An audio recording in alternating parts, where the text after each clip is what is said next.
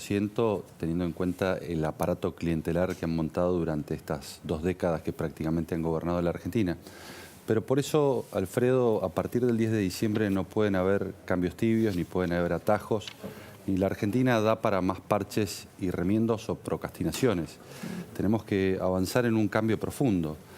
Tenemos que garantizar presupuestos equilibrados, donde hay que atacar lo que yo te decía recién, que es el huevo de la serpiente y el que origina todas las distorsiones en la economía, el que origina los cepos, las restricciones a las importaciones, el tipo de cambio planchado, todas las regulaciones, la hiperinflación legislativa que existe que claramente conspira contra la producción, el trabajo y las inversiones en el país. Tenemos que garantizar la independencia del Banco Central para que deje de ser el cajero automático del Tesoro financiando los desequilibrios y los desbarajustes fiscales. Hay que establecer expresamente en la Carta Orgánica del Banco Central que no se pueden establecer más cepos en la República Argentina. Hay que eliminarlos desde el primer día, y esto lo viene diciendo Patricia Bullrich, porque cada día que pasa en donde nosotros mantengamos el cepo es un freno al desarrollo, a la inversión, al trabajo y a la producción en el país. Pero hay que poner orden en otras áreas, porque hay que poner orden en la seguridad, donde este gobierno claramente la ha desatendido. Y no solamente es Rosario, porque Rosario quizás es el epicentro del narcotráfico en la República Argentina, pero recorres todos los rincones del país y transversalmente están cruzados por la inseguridad, en donde los vecinos a partir de determinados horarios tienen que encerrarse en sus casas en una suerte de prisión domiciliaria porque hay un Estado que los abandona, porque no hay presencia policial y porque los delincuentes hacen lo que quieren. Entonces, tiene que haber el imperio de la ley, se tiene que atacar la delincuencia, se tiene que terminar la puerta giratoria y se tiene que enfrentar al delito y fundamentalmente al narcotráfico. Y en materia de educación pasa otro tanto. Necesitamos escuelas que eduquen y no que adoctrinen, haciendo foco en la lucha contra la deserción escolar y en recuperar esa escuela pública de calidad que claramente el kirchnerismo ha desmantelado por cuestiones ideológicas. Darío, lo pérfido, ¿por qué? ¿Por qué sigue siendo competitivo en la provincia? Es un poco la pregunta disparadora. Yo coincido con lo que dice Luis. Hay, evidentemente, el peronismo ha generado esclavos políticos, tantos años de clientelismo, tantos años. O sea, si no hubiera pobres en la Argentina, en la provincia de Buenos Aires, el peronismo dejaría de ganar las elecciones. El peronismo necesita tener a esos pobres, alimentarlo a planes y decirle que sin ellos esos planes se perderían y eso pasa en todas las provincias manejadas por estos señores feudales que tienen una estructura de pensamiento mafiosa y tienen a la gente de rehén. Eso existe. Ahora, pasado ese análisis, yo no creo yo creo que le va a ir muy mal a Massa. Sí. Yo me irritaba un poco la semana pasada porque había algunas hipótesis que decían a Larreta, a Massa le conviene que haga esto. Cualquiera de los dos candidatos lo va a masacrar a Massa. A Massa le va a ir mal en las elecciones. Y contrariamente a lo que era esa hipótesis, yo creo que a Patricia y a Luis le ganarían por mayor diferencia y hasta tienen chance de ganar en la primera vuelta, porque justamente hay una cierta... Massa es más parecido a Larreta, Patricia es el opuesto necesario pero también a Larreta. uno se pregunta por esta campaña que hay del miedo, ¿no? El miedo a que, bueno, no sé si es la derecha, que vuelva, no sé, el macrismo, lo que fuese. Vos estuviste el otro día, Luis, en la provincia de San Luis, en donde, bueno, ahí hubo alguna cosa armada, ¿no? Sí. Para agredir, para insultar a Patricia, cuando estaban haciendo una conferencia de prensa después de un acto de campaña. ¿Qué pasó ahí? Bueno, claramente el kirchnerismo cuando trata de copar la calle y con insultos, improperios, 10 manifestantes, no fueron muchos más, que eran militantes identificados con el kirchnerismo, trataron de obstaculizar la realización de una conferencia de prensa, pero rápidamente sorteamos ese evento y podemos continuar con nuestras actividades. La verdad que es un dato menor porque hablan del miedo. Miedo es lo que estamos viviendo hoy, con una inflación que está descontrolada y es del 115% anual. Miedo es la inseguridad que se está viviendo en Rosario. Digo, la verdad que esa amenaza de que si viene un futuro gobierno la vamos a pasar peor es falsa. Hoy nos están ajustando todos los meses entre un 6 y un 8%, producto que no controla la inflación. Quizá Hoy fue están un globo devaluando. de ensayo, ¿no? ¿Cómo? Quizá pudo haber sido un globo de ensayo lo de San Luis, de decir, bueno, si pero, hay un eventual futuro gobierno tiene de que la haber oposición un o de Estado de Patricia... derecho, las fuerzas policiales tienen que intervenir si se cometen delitos. Me parece que no podemos normalizar que se cometan delitos y no actúen jueces y fiscales y eventualmente apliquen el Código Penal. Me parece que es al revés. Si hay delitos, en el caso de ayer no lo hubo una manifestación, me parece que producto de la intolerancia y porque se saben que van a perder las elecciones, porque saben que el pueblo mayoritariamente los va a castigar porque lejos de resolver los problemas de los argentinos, los han agravado con Massa a la cabeza, que hoy como candidato a presidente propone resolver el desaguisado que está cometiendo como ministro de Economía, que pareciera que está de licencia porque lejos de resolver los problemas los agrava. Entonces, yo creo que no hay que tener miedo. Miedo es la situación que estamos actualmente. Claro. Yo miraba Paraguay, por ejemplo. En Paraguay, en julio, tuvo inflación del 0%. Sí, bueno. Uruguay tuvo inflación del 0,5%. Entonces, ni es el ápero Macri, ni es el ápero la pandemia, porque la vivieron a la pandemia, ni es la guerra de Ucrania, ni es la sequía. Acá hay un gobierno que decididamente promociona y promueve la inflación y no le importa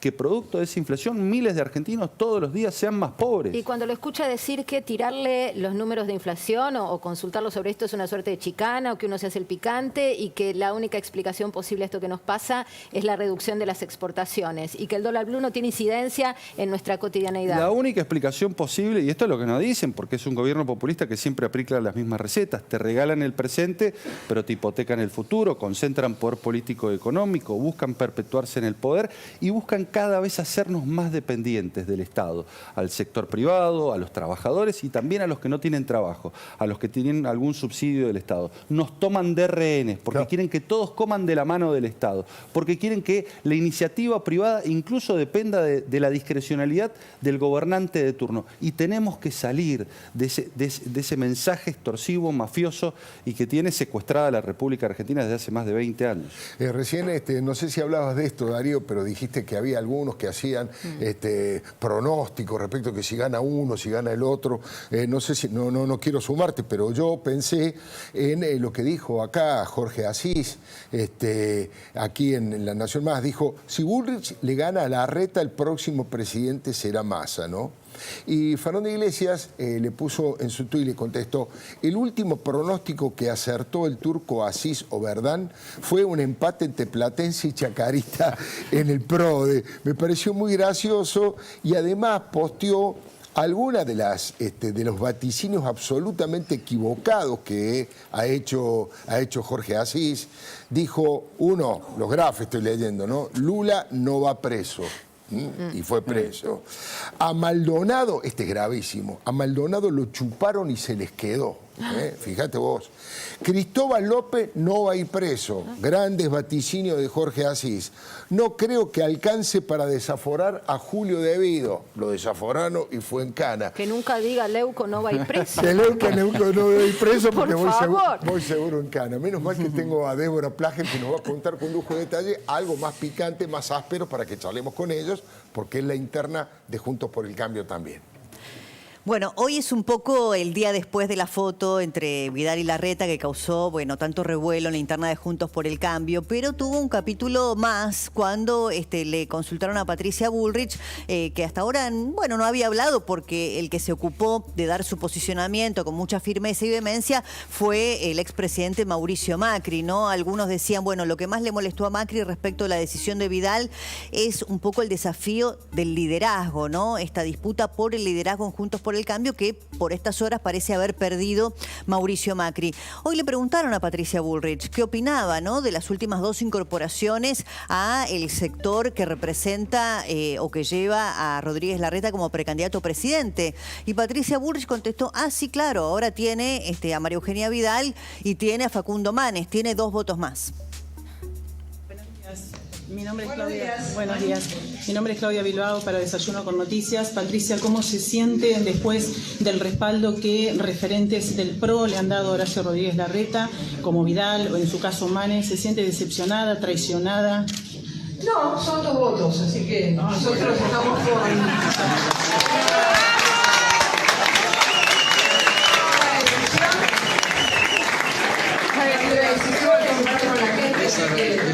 vamos a ganar por más que de 2 votos, así que estamos tranquilos.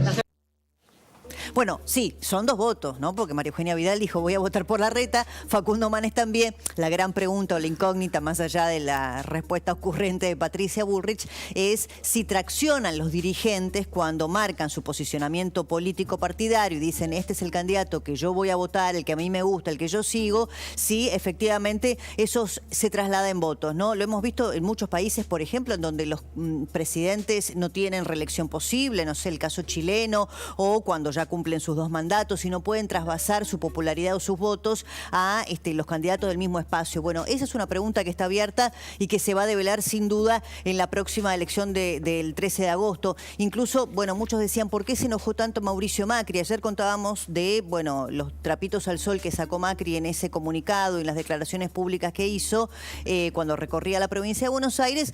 Bueno, mostrando su malestar en aquella campaña del 2021, cuando él sugería que María Eugenia Vidal no debía pasar de la provincia a la ciudad, todo el armado que había hecho Larreta en aquella estrategia electoral. Bueno, y algunos decían que también María Eugenia Vidal estaba sacando alguna factura vinculada con su precandidatura presidencial. Recordás que María Eugenia Vidal integraba, ¿no?, junto con Larreta, con Bullrich, con el propio Manes o Morales, que iba a ser algún candidato del radicalismo, y ella misma, bueno, eran candidatos a la presidencia. Cuando María Eugenia Vidal se baja de la candidatura presidencial, pensó que iba a tener el apoyo de Mauricio Macri para ser precandidata a jefa de gobierno por la ciudad de Buenos Aires. Sin embargo, el apoyo de Macri es para su primo Jorge Macri. Entonces, ahí hay algunos pases de facturas que dicen están bajo cuerdas de esta decisión. Pero hoy Horacio Rodríguez Larreta hizo 2 apariciones públicas bien interesantes en relación con la interna. En algún caso, bueno, en un acto de campaña, en donde habló de lo que pensaba él de seguir sumando dirigentes. Mira cómo lo dijo.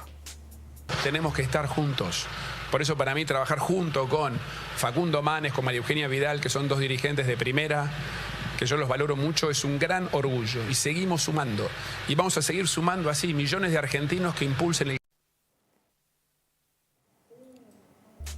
Bueno, ahí estaba hablando de la suma. Y hablando de sumar, bueno, la gran incógnita es si efectivamente Mauricio Macri va a hacer algún pronunciamiento público. Por estas horas la discusión dentro del propio espacio de Patricia Bullrich, ahí lo dirá Petri cuál es su posición o su punto de vista, es si un Macri abiertamente manifestándose en favor de votar por Patricia Bullrich ayuda a la precandidatura presidencial de Patricia, teniendo en cuenta que esto es una interna, o no por este fantasma del doble comando, de un Macri sobrevolando, no ahora la campaña, sino eventualmente un futuro gobierno de Patricia Bullrich. Así que esto está todavía, dando vueltas, ¿no? La disputa por ir sumando en cada uno de los espacios. Bueno, quedó planteada la pregunta, Débora, se la hacemos a Luis Petri. ¿A usted le gustaría, a Patricia le gustaría que Mauricio Macri se expresara en los próximos días públicamente en respaldo de la candidatura de Patricia, o prefieren que Macri se mantenga sin decirlo explícitamente, más allá que está claro que en la práctica los apoya, ¿no?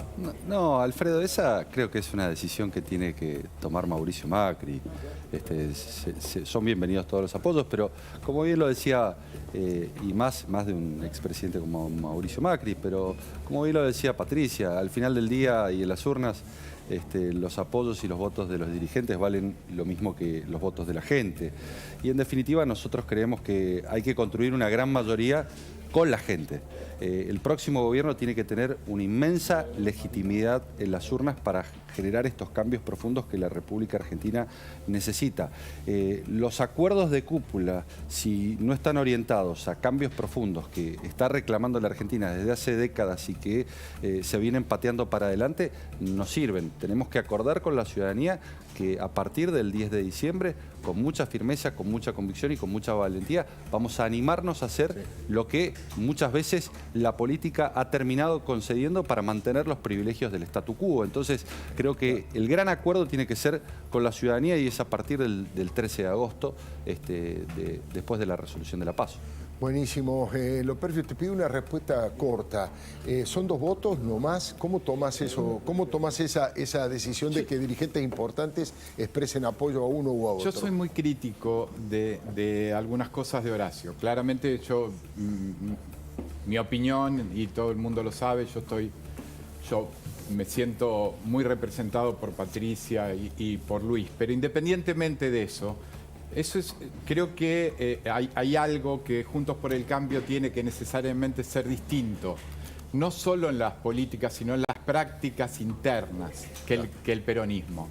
A mí todo esto de la acumulación de dirigentes y que eso es la unidad, a mí me suena un poco a discurso de gobernador peronista. Claro. Del mismo modo que me suena a discurso de gobernador peronista la extraordinaria dilapidación de recursos que están haciendo Larreta, Lustó, gastando recursos millonarios. Hay una nota hoy en el portal de La Nación que habla de que fundaciones del radicalismo, cuyo directorio son tipos que están en el gobierno de la ciudad, en un ministerio con Giusti, financiaron campaña electoral de Lustó, que eso está prohibido por una ley de la ciudad. O sea, esas prácticas que yo creo que hay que erradicarlas, porque no es solamente que hay que hacer todo lo que hay que hacer en el Estado argentino, con el malgasto, con la seguridad, con la educación. También hay que tener prácticas políticas diferenciadas. Creo que creer que la unidad de la oposición está por la acumulación de dirigentes está mal, porque yo estoy siempre en contra de los acuerdos corporativos, porque si era con ese criterio, Larreta también quiso meter a Schiaretti. Sí. Y si entraba Schiaretti, entraba el gobernador actual de Córdoba también. Y entraba Bocio, y entraba esto. Entonces, eso es la unidad. No, la unidad se da a partir del pronunciamiento de la ciudadanía. Claro, y a partir de la dirección que la ciudadanía dé. Sí. Al mandato que la ciudadanía le dé a la oposición tiene que obrar en consecuencia. Lo que se hace antes es pacto de política, pacto de cúpula. Lo dice Darío Loperfio, pero le pido que escuche atentamente a Marina Calabró, porque hoy, a mi humilde criterio, Gabriela Cerruti creo que superó todos los límites de la inmoralidad. Adelante, Marina. Sí, superó por lo menos su propia marca de soberbia, de cinismo, de negación de la realidad. Es increíble que todo esto que vamos a repasar haya ocurrido en una misma conferencia de prensa y ante quienes se supone fueron sus colegas hasta hace 5 minutos. Pero arrancamos por el principio, hablando de negación de la realidad y de relato. Pero Macri. La verdad es que el gobierno está haciendo frente a algo que tomó el Mauricio Macri, que tomó con el Fondo Monetario Internacional, que ahora la verdad es que en una política completamente diferente, así como en una semana le dio a Mauricio Macri 50.000 millones de dólares para que pudiera reelegir y ser candidato en medio de una campaña electoral, y así endeudó a la Argentina y generó todos los problemas que estamos teniendo en este momento y que debemos afrontar durante este gobierno. Y encima todos esos dólares se usaron para la fuga de capitales y además el presidente Macri perdió la elección. Es increíble, pasaron 4 años después de ese relato y sigue parada en el mismo lugar, pero quizá lo que más escozor generó y lo que realmente no se presta para ninguna ironía, para ningún chiste, es la negación de una realidad que nos duele, que la vemos todos los días y que está respaldada en cifras oficiales. Escuchemos. Usted me dice, ¿hay gente que come en comedores? Por supuesto. ¿Tienen hambre porque comen en comedores? No, comen en comedores, digamos. Acceden a los alimentos a través de los comedores. Entonces, cuando nosotros hablamos y cuando, respondiendo a una periodista de una pregunta que me decía, 6 de cada 10 niños en la Argentina tienen hambre, le digo, Peralta, le vuelvo a repetir, no es cierto. No es cierto que 6 de cada 10 niños en la Argentina tengan hambre, porque si no usted, que mira mucho, los vería, digamos. Hay situaciones, usted ve 6 de cada 10 niños en la Argentina con hambre, bueno, nosotros vemos otra cosa. Bueno, evidentemente anda con la venda puesta por la calle y como si esto no fuera suficiente, también se mete en la campaña electoral y habla justamente de esto que hemos definido como el discurso del miedo. Instala el discurso del miedo si gana la oposición el 2001. La verdad es que lo que nosotros estamos escuchando como propuestas de la oposición nos remiten al peor momento de la Argentina, ¿no? Las que nos llevaron a la crisis de 2001, donde muchos de quienes son candidatos de la oposición fueron gobierno, pero también al gobierno de Mauricio Macri. Cuando escuchamos a algunos candidatos decir que van a terminar con las indemnizaciones por despidos o que van a volver a la reforma laboral. Ahí estaba, que se con qué liviandad, con qué imprudencia, con qué desparpajo habla del 2001, que es un recuerdo tan firme y tan doloroso para todos los argentinos, y además se dio el lujo del ataque personal. El manual de la portavoz dice que todo aquello que al presidente que representar no le conviene, mejor ponerlo abajo de la alfombra. No, ella lo pone en el tapete e instala un tema del que nadie hablaba, el libro de Silvia Mercado sobre Alberto Fernández. Y en este sentido preguntarle si es verdad que va a dedicar tiempo de su agenda a conversar a través de Instagram como lo viene haciendo usted, porque hay dificultad para entender qué hace el presidente, Gabriela. Sí, me imagino, Silvia, usted escribió un libro sobre qué hace el presidente en el cual la mayoría de las cosas que decían en ese libro eran falsas, así que me imagino que tiene alguna dificultad para entender qué hace el presidente. Bueno, y lo último, podríamos quedarnos toda la noche haciendo el repaso de la conferencia de hoy, pero lo último tiene que ver con algo que la verdad abordamos hasta el hartazgo en todos los segmentos de noticias de La Señal, que es la comparación de facturas de electricidad, de la nueva factura respecto de un periodo similar, que han llegado con aumentos del 150, 200, 300 y hasta el 400%. Parece que no mira los noticieros la portavoz presidencial porque dice que esto no pasa. No es cierto, o sea, no hay aumentos de 400 en ninguna tarifa del año pasado a este. Los aumentos son los aumentos que ustedes conocen. Hoy pueden anotarse y está abierto el registro para recibir el subsidio de las tarifas tanto de gas como de luz, todos aquellos que cobren menos de 700.000 pesos. Dios mío, no, la capacidad para negar la realidad. Uno a veces se pregunta si ella cree lo que dice o simplemente lo dice porque cree que está dentro de sus funciones, ¿no? Esto de ser como una talibana de lo imposible. Además, negar